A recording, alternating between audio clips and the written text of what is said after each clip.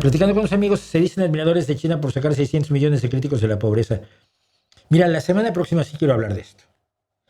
Los defensores de China te dicen que, es que ves, China ha sacado 600 millones de la pobreza. Entonces, ¿qué hacemos para sacar a la gente de la pobreza? Una dictadura. Ya ves, Zunzunegui y Armesillas, toda esta gente dice que son buenísimas las dictaduras. Armesillas no sé, pero Rusarín sí. Una dictadura. Es una dictadura y ya sacas a la gente de la pobreza. Oye, lo de la delincuencia, eso que Bukele, una dictadura y acabas con la delincuencia. Oye, pues que ha metido muchos inocentes a la cárcel. Luego está toda la gente que le mandó a Estados Unidos y que dice que no la va a soltar nunca, que es gente que sin haber cometido un solo delito está condenada a prisión perpetua en los campos de concentración de Bukele. Además que allá hay informes de torturas que tienen preocupadísima Amnistía Internacional y un montón de muertes rarísimas.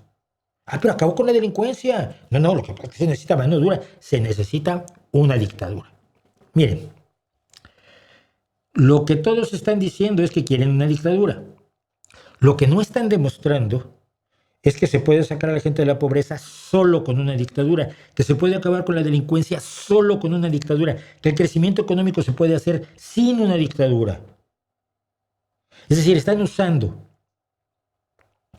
elementos externos, atribuyéndoselos como atributos solamente a la dictadura, como virtud de la dictadura, y como si fuera imposible obtener desarrollo económico, una mayor seguridad, una vida mejor y menos pobreza sin una dictadura. Porque hay muchos países del mundo que tienen una excelente economía sin dictadura.